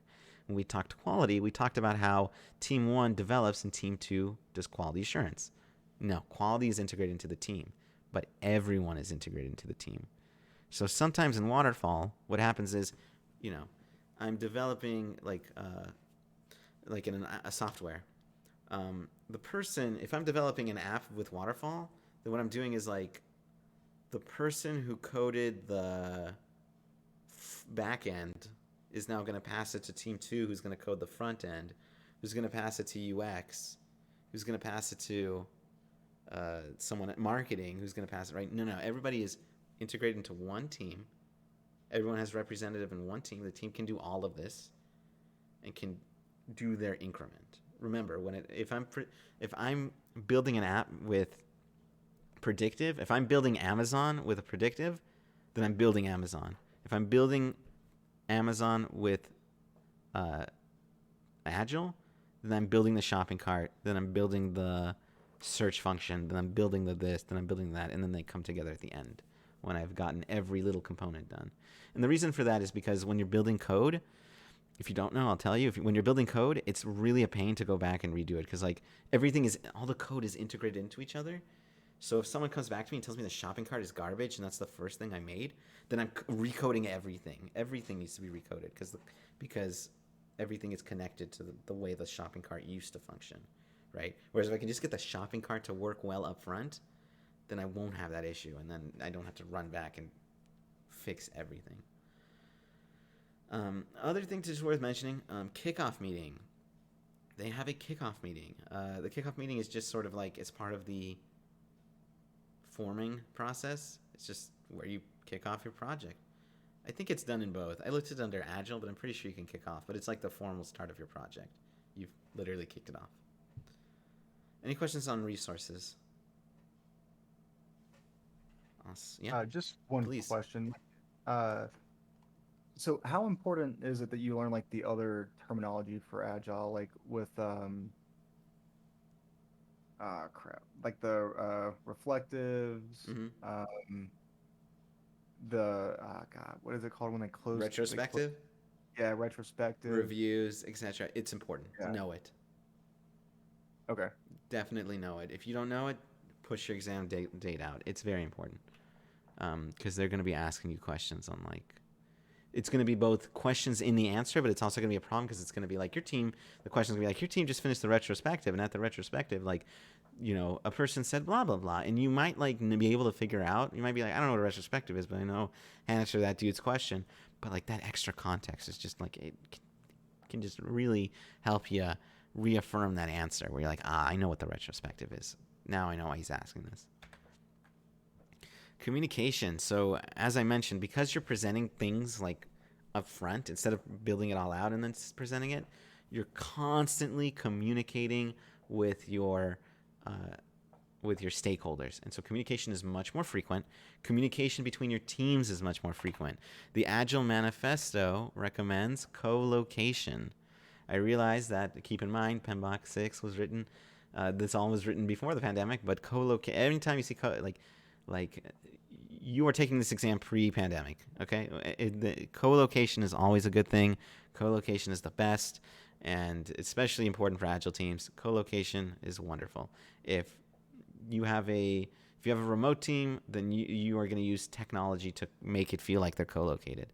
The more they're co-located, the better they are in both predictive and Agile, but especially Agile. Communication. So know that Agile makes more usage of pull communications. Items like the sprint backlog and the product backlog, and if you don't know what a sprint backlog is and a product backlog is, I strongly suggest you take a moment to go review those. Those are very important for the entire Agile process, but those are openly displayed. Transparency is a pillar in Agile, and so you should keep that in Scrum, but know that pull communications are utilized more. Doesn't mean that they don't use push communications, but it's just utilized more. Go for it if you have a question.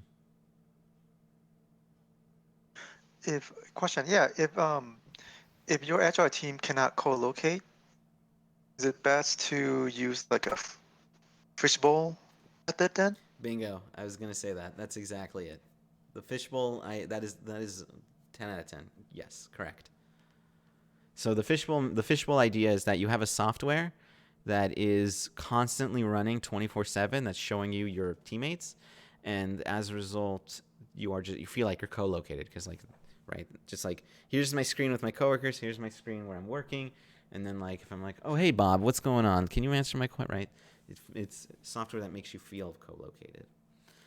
One thing that I didn't list, it's technically, I did list it, but I forgot to go over it. Story points. I'm changing gears. I'm sorry. I shouldn't have done that. Just Google what story points are. Remember, Agile does not use time estimations. They use story point estimations.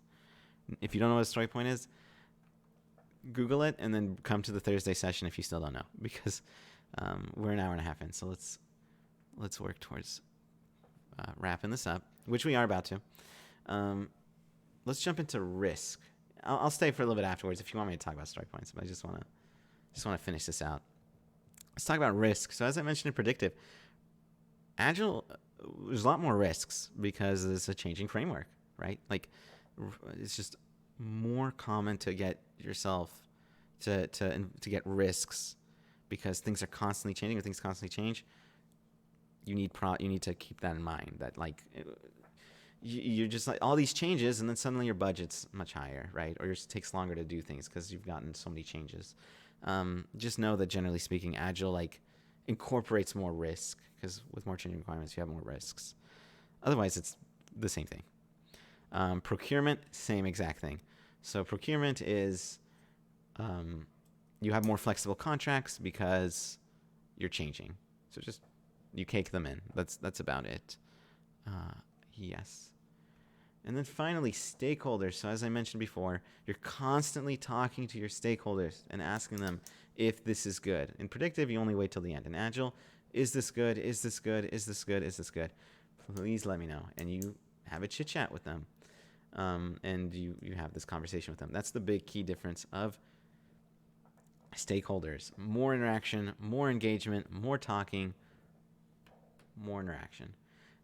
Real quick, I'm going to plug, if you're all watching in Discord, if you scroll up to the top of the left column, you're going to notice that I have more events. One of them is the Intro to Scrum happening on May 3rd. If like you're looking at this and you're like, I am super freaking lost on everything that I'm hearing here, can someone please rescue me? I got good news. I will rescue you because I will give you everything you could possibly need to know about Agile and Scrum. And that is totally transferable to the test. So if you are interested, sign up for that. We'll go in Agile in painstaking detail, exactly how you do it. That's it for stakeholders. Does anyone have any questions about Agile?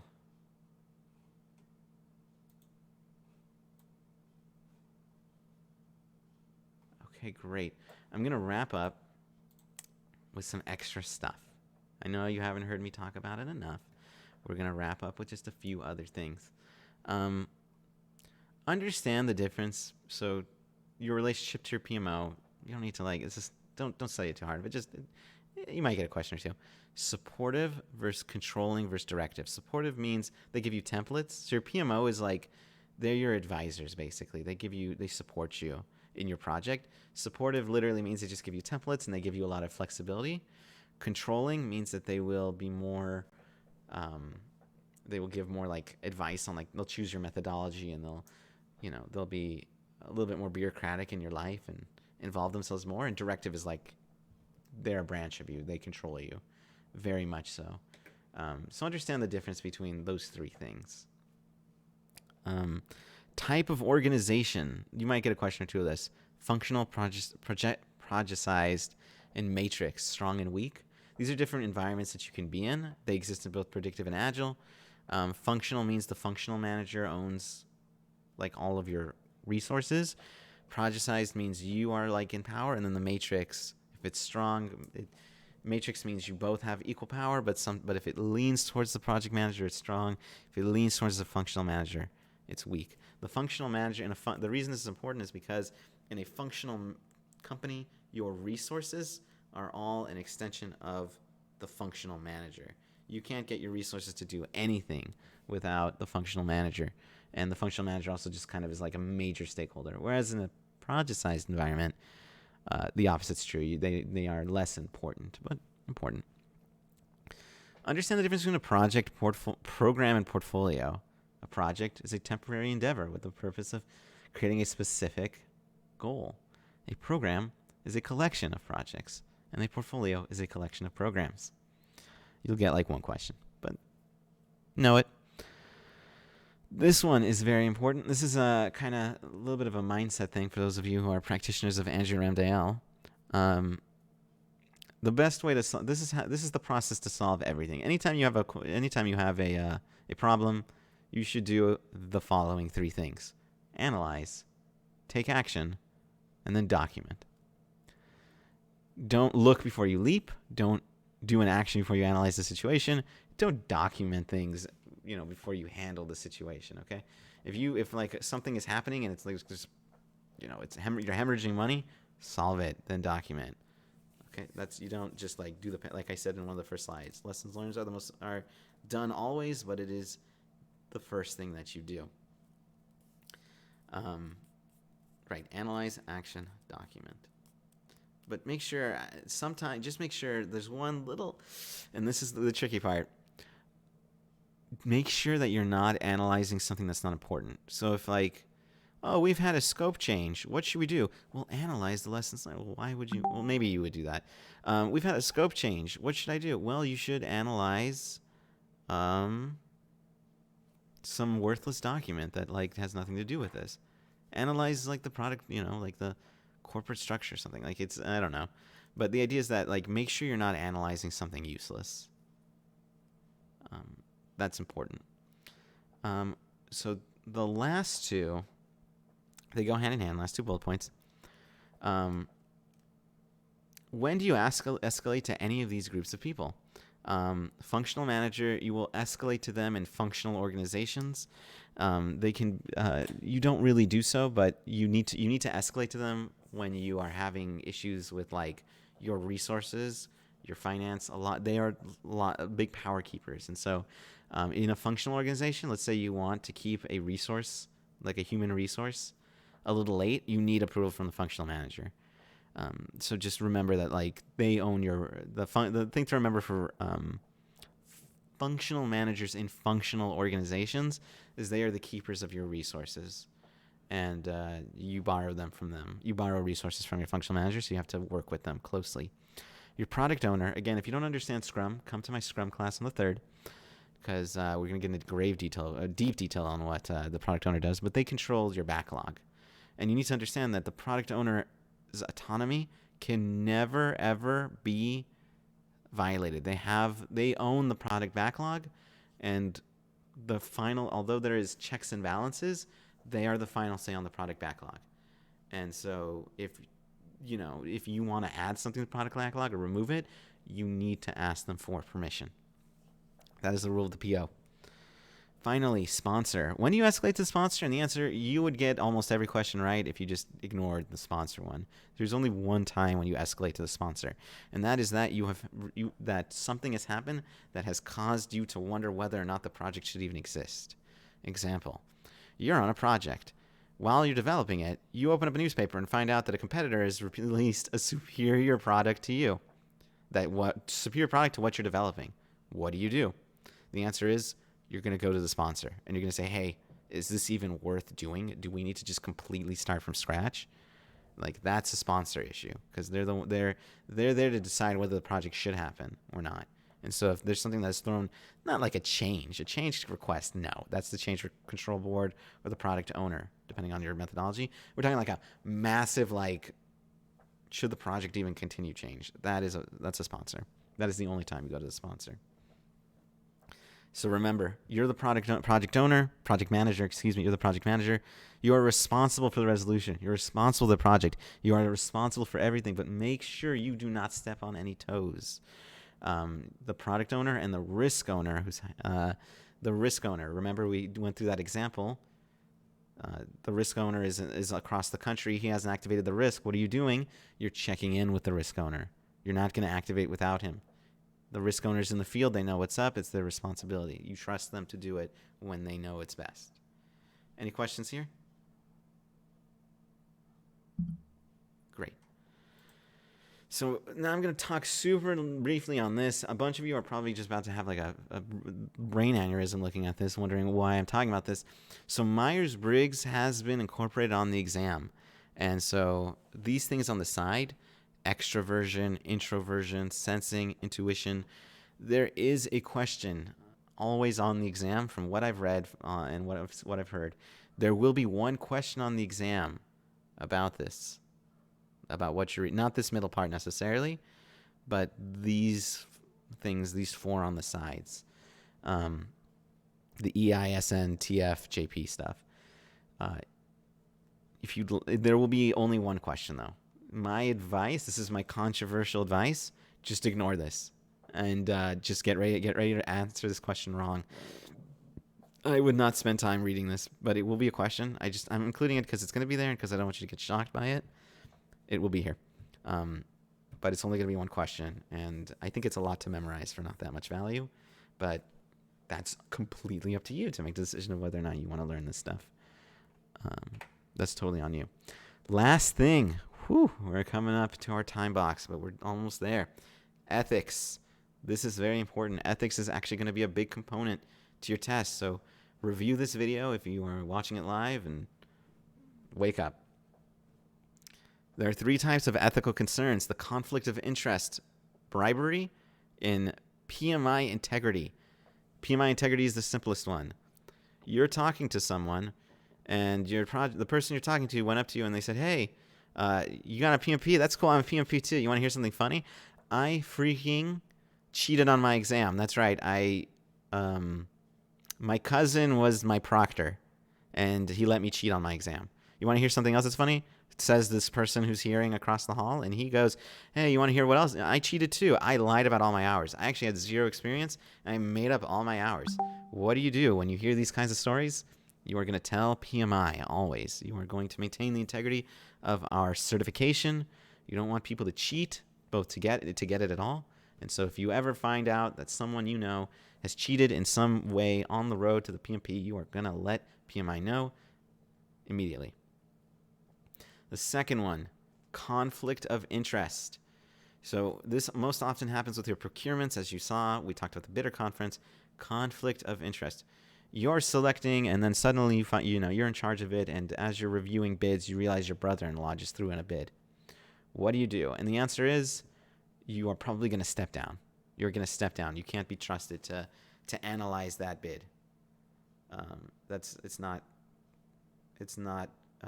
It's a conflict of interest. And so you have to declare it, and you have to step down. And I think, don't quote me on this, but I think even if you should just step down immediately, because even if you declare it and they're like, no worries, who cares? That's still that can come back to you in legal ways. Because if you end up picking your cousin or your brother-in-law, whatever, that can come back to haunt you. Even if the company doesn't realize it. So if you get a conflict of interest, you take that seriously, you're basically stepping down from whatever responsibility that could possibly involve the conflict of interest.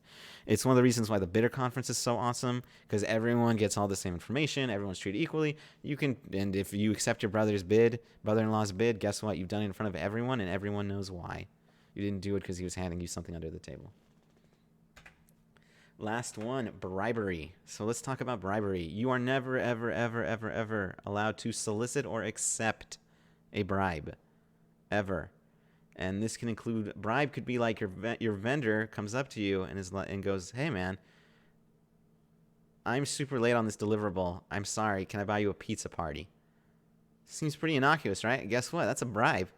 Because they're asking you to overlook poor performance for exchange of something. In this case, a pizza party. It looks small, but the answer is no pizza parties from the vendor. Unless they can never. Unless they give it to you at the end. That's not going to be on the exam. Don't accept the pizza party, okay? Never. Okay, that is considered a bribe. Don't let yourself get bribed. Let's talk about, so that's you accepting a bribe. Let's talk about you giving a bribe. Hypothetical situation. You're in charge of a trillion project, and you've spent $75 trillion, and the government of invented country is telling you that if you do not present them with a bribe, with a license, wink, wink, nudge, nudge, then your project is going to fail, and that's $75 million down the toilet. What do? You're going to let the project go to hell. That's what you're going to do. You are never to accept or to give a bribe. That means ever. You will fail. Even if your project will fail, you have to deal with that. let's look at the difference between bribes and not bribes. You are doing a project. Your contact in a foreign country. Your contact in a foreign country has told you that the government requires a license for you to pay a license in order to do this thing. That seems pretty straightforward, right? Like, okay, yeah, your contact said it, right? Okay.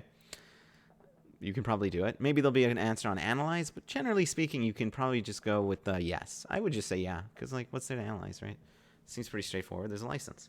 Like, if they can give you if they're like, oh, this is a license, and he points you to a website, and it's like very clear, you don't need to analyze. Like, okay, there it is. I've analyzed it. Like, there's the website, right? You may need to, maybe you need to analyze impact, but the point is like, don't get bogged down in the details. You can pay for that. Now, what about, let's look for some hints. What about your contact is telling you to pay for a license, but it didn't say on the website that you had to. You weren't expecting to pay a license. What is this license stuff, right? Like, I don't understand what this, that's like a red flag, and that's like a let's analyze the situation kind of moment. The third one, right?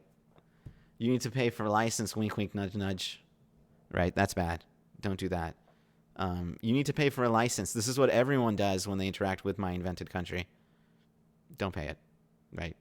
Oh, but you'll never get your thing approved. You'll never blah, blah, blah. Everyone does it. No. Never, ever pay a bribe. Always tell people, always act with integrity when you hear people are cheating, and remove yourself from a conflict of interest, period. Any questions?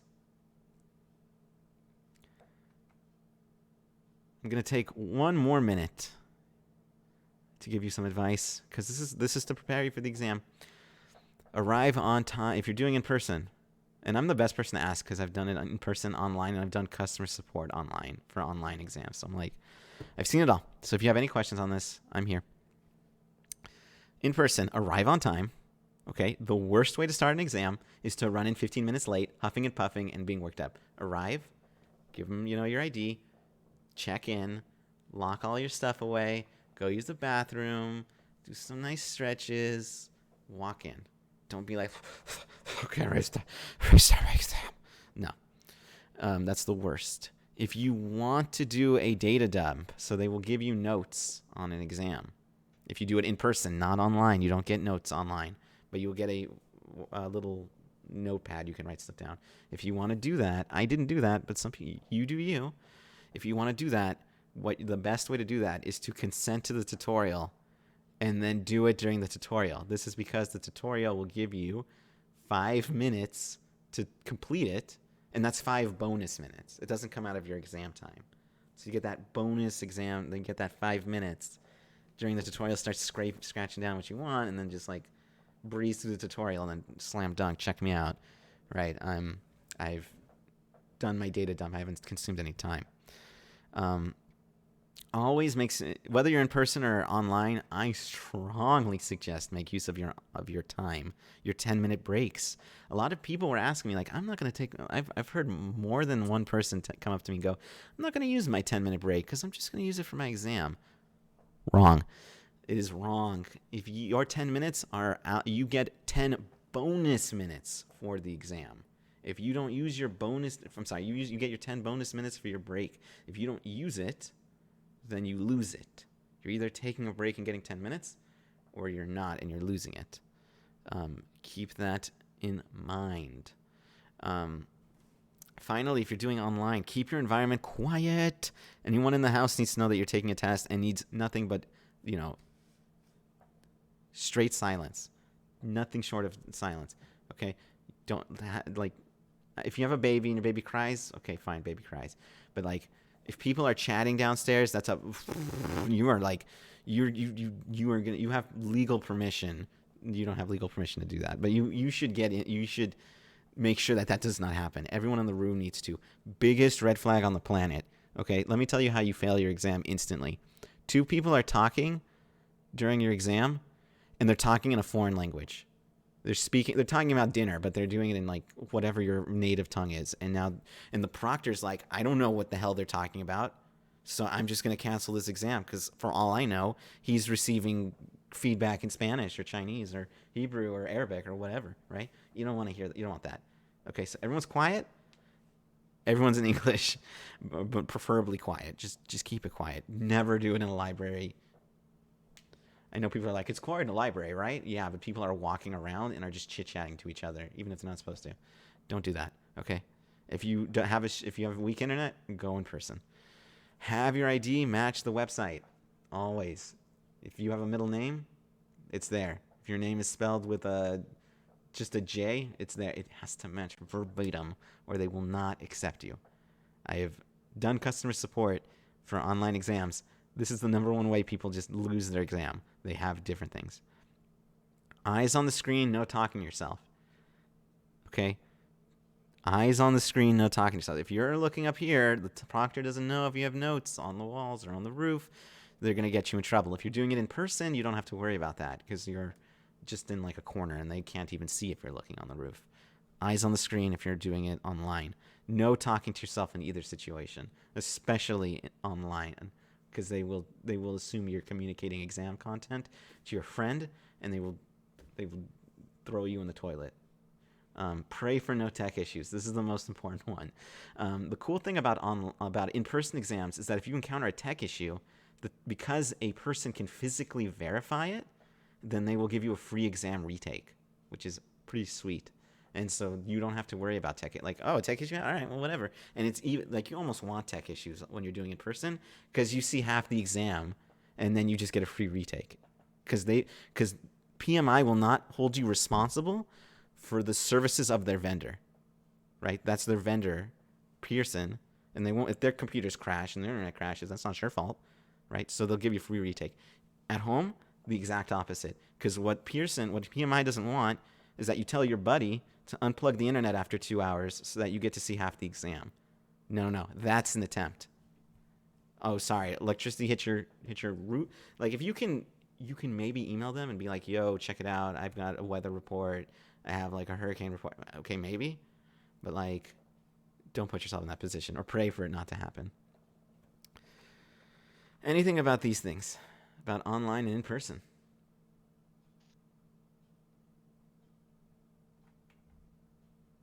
For Yeah. the in-person, do you need to bring a calculator, or is that something you use on the computer? No. In both situations, a calculator is in the software. You will be downloading a software. Make sure your computer is not a Chromebook, because they don't support Chromebooks currently. I'm going to be doing it in person because I don't trust my internet. Very good call. Hey, I did in person too. Any other questions? All right. I'm here. I'll stay around for another 5 minutes if anyone has questions, but that's the end. Thank you, especially if you stayed to the beginning. 2 hours couldn't have been slower. Am I right? I'm kidding. Thank you so much for staying and listening. I'm here for more questions, but I hope you enjoyed. And let me know what was helpful either by message or right now. But thank you so much for listening. Hey, I had a quick question for you.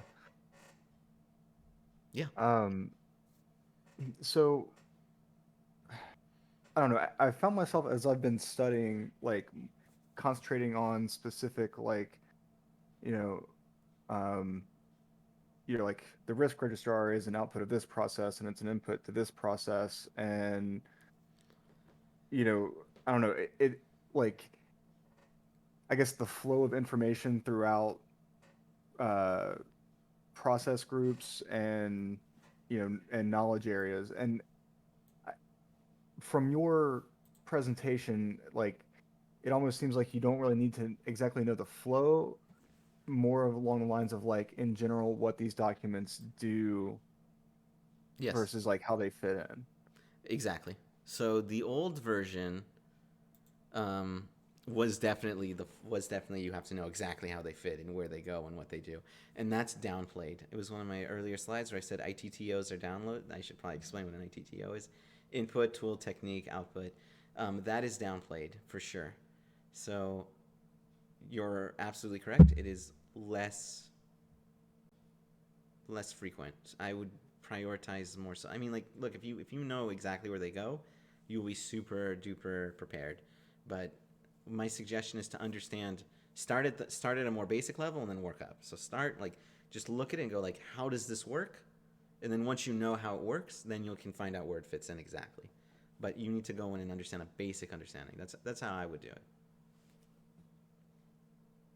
Okay, and then so like for example, uh, for potential test questions and stuff, are they more like um, geared along the lines of like, hey, if you know, like what is an output of this process?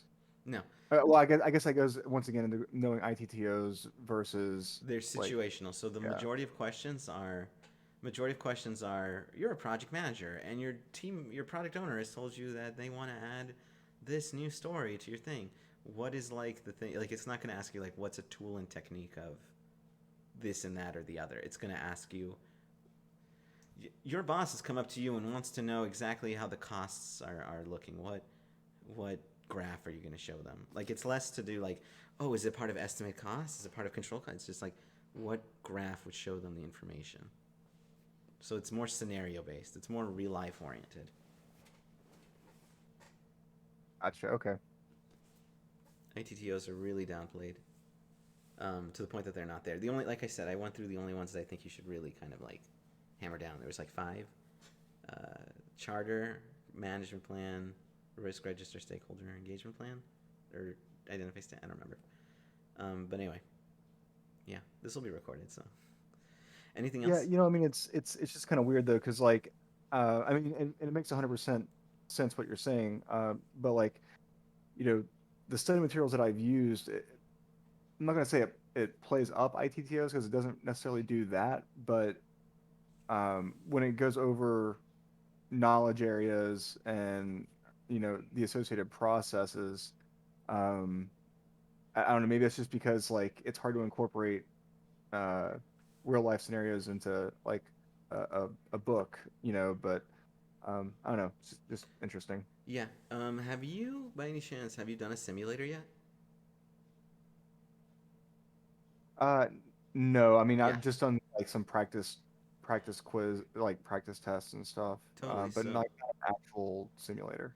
my advice, it, the great thing about it is that you can just live it. You can live this experience. So, you can just take the advice they gave, like learn it at a basic level, and then take some exam questions, and review the questions, see how often you were asked to do an ITTO, and then if you see it coming up a lot, then feel free to keep memorizing. Like that's yeah, just go ahead and start practicing, and um, you'll see it for yourself. The simulators, the 3 big simulators are which are PrepCast, Fast Track, and the TIA. All 3 of them are fantastic, and they will all get you there. Yeah, I need to get one of those. Yeah, Appreciate it. no worries. Any other questions? That's it for I have me. Yeah, go So for I it. have one more question. Do you think I need a simulator if I think I may have asked this already in the group? I took a prep class at the University of Toronto, and it came with I think like 6 or something full length exams. So I did that, and then plus I got the Udemy exam as well. So I think I did a lot of practice exams. So I just don't know if there's any value in also getting a simulator. Let me ask you something. Did you do it? Um, did you do 180 questions in 4 hours with 2 10-minute breaks, or did you just kind of come and go as you pleased? Oh no, I sat down every night, like from 8 to 1 in the morning, and just whatever 8 to 12, and just crammed those out. So Okay. yeah, so I sat the full 4 hours every time. Okay. And I averaged around, I would say like 75 to 80, except for when I got to the hybrid. Um, there was one exam that was very heavy on hybrid, and I did horrible on that. So Okay. I know that. So yeah. Yeah. Okay. So all I can say is that in that case, it's not. The only like point of caution I'm gonna say is that I don't know the materials you got, and so if they're not good, they could not be good. Like I know I know these 3 simulators are like like when you tell me the scores you got on those 3 simulators, I know you're ready or not, and I don't know if you're ready or not because I don't know the materials that you use, but um, that doesn't mean they're bad, by the way. If this is like a reputable organization, then you're good to go. And so I would say you're good. I strongly suggest in that case you take the tutorial, and that you do not do a data dump, or you take time to do the tutorial, because you want to familiarize yourself with the system before you actually go into the exam. But if you're feeling good, if you trust the content, you're doing well on the test, then yeah, man, you don't need one. Thanks. Yeah, I mean, the exams are from a university. Okay. And the way it's presented it's actually, I don't know how the tests are presented, but it gives you question by question and shows you the clock sort of running down. Oh, great. And then as you answer a question, you just move on to the next one. So. Oh, great. So it is a simulator. Okay, then again, I can't attest to it, but it sounds pretty solid to me. So I assume you don't need one. I can't say Thanks. for sure, but I assume you don't. Yeah. Yeah. Thanks. Yeah. Any other questions? A quick question. You mentioned on data dump 5 minutes. What information would you do data dump? So I didn't do any. The only ones I would do are on the calculations are generally the best thing to do, or on like, yeah, those Okay. are probably the best ones. So if you don't remember how to do SP, CP, SPI, CPI, then data dump those. I went in with that one, but like, yeah, calculations are the Got it. most common thing, that's for sure. Anything else?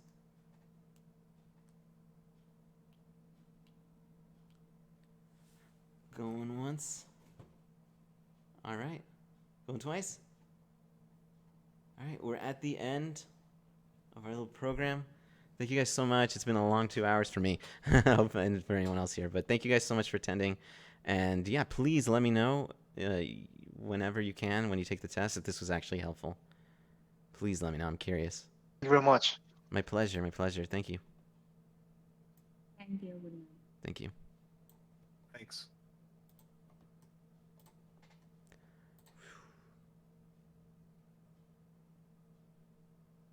Been live for 2 hours. Should we keep streaming?